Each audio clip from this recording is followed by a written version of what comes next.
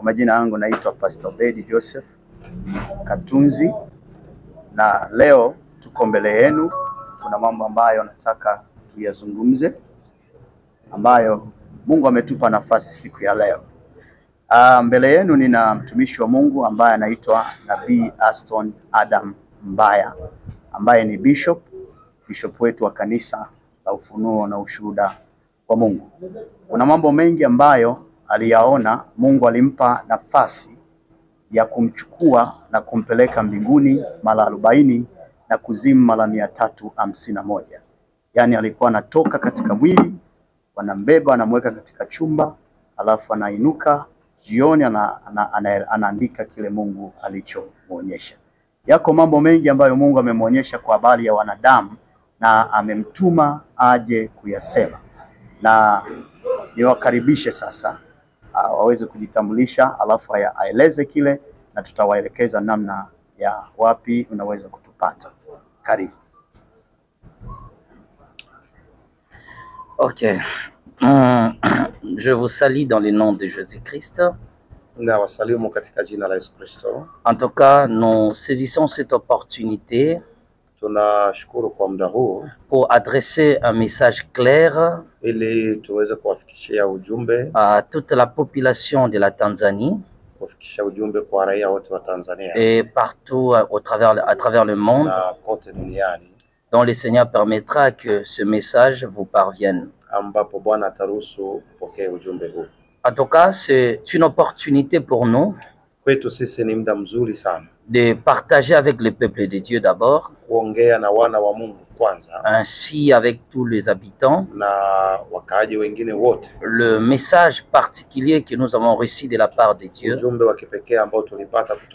concernant des expériences spirituelles.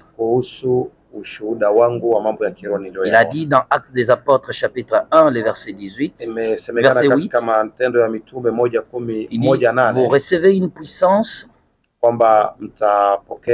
et le dernier paragraphe dit, vous serez mes témoins. La grâce de Dieu m'a permis d'être témoin de 2 événements spirituels. À maintes reprises, le Seigneur m'a conduit en enfer et au paradis.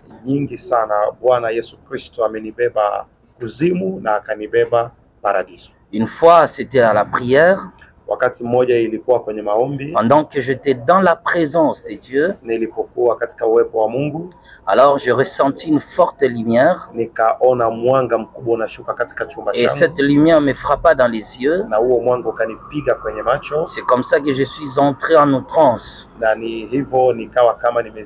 Au milieu de cet événement dépassant l'attendement, j'attendis une voix jadis déjà attendue, et cette voix me dira ceci: Aston, tu as été choisi pour être témoin des événements que je vais te montrer. Toi et moi, nous effectuerons ensemble un voyage. Ce voyage sera dans l'au-delà. Je te conduirai de la après-vie, c'est-à-dire dans le séjour de mort. Comme le dit la Bible, il est réservé pour un homme de vivre une seule fois, après mourir une seule fois, après quoi vient le jugement.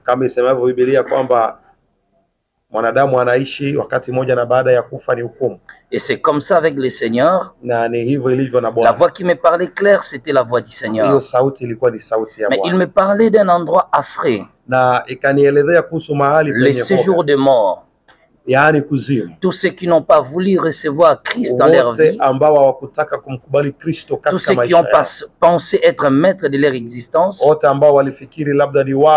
finiront dans cet endroit affreux. Il m'a dit, je te conduirai dans le séjour de mort durant une période de 351 jours pour visiter les 351 351 prisons de tourment qui caractérise le 351 péchés existants sur la terre.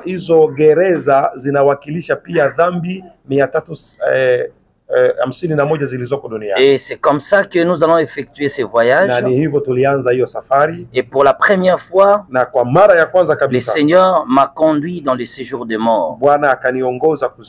C'était l'endroit où sont placées toutes personnes qui, de son vivant, n'a pas tenu compte de l'œuvre de la croix.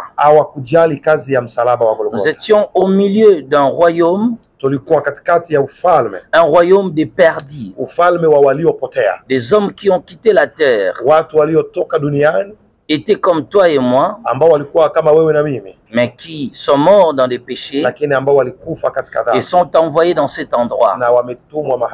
Ils sont tourmentés perpétuellement. Ils sont brûlés par les feux de l'enfer. Ils étaient squelettiques, de vers de terre.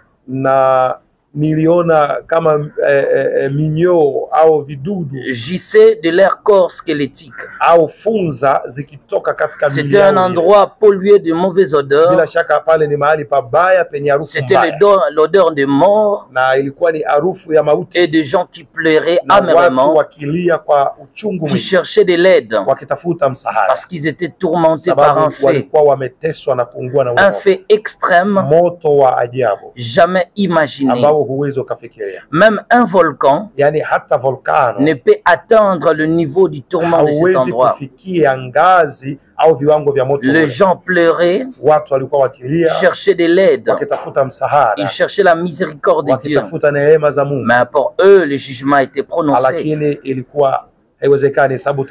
Et ces gens-là ont commis des péchés complexes. Mais par la grâce de Dieu, nous avons pu visiter chaque âme perdue, la raison de sa condamnation et le pourquoi il a été placé dans une prison. Ce n'était pas seulement eux, il y avait encore certaines personnes qui se sont retrouvés dans cet endroit, telles que les femmes par exemple, à cause de mèches, des tresses, à cause des bijoux, à cause des chaînettes, et tout ce que les femmes qui portaient des pantalons, qui portaient des collants, des mini-jupes, firent jeter dans cet endroit des tourments. Pourquoi? Parce que 1 Timothée chapitre 2, le verset 9, parle de la position de la femme et de l'habillement prévu pour la femme.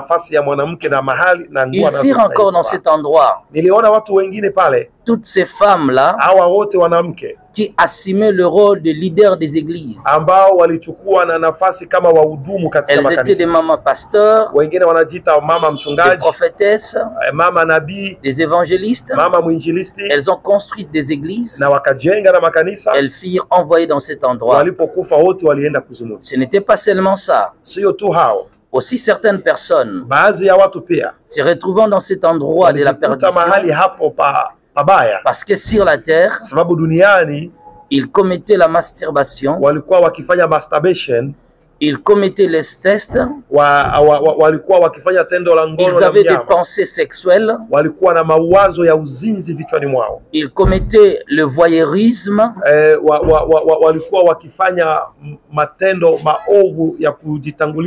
ils regardaient des films pornographiques, des vidéos sales, des séries érotiques, firent envoyer dans cet endroit des tourments. C'est un endroit qui dépasse l'imagination. Ils étaient consumés, tourmentés éternellement par l'effet de l'enfer.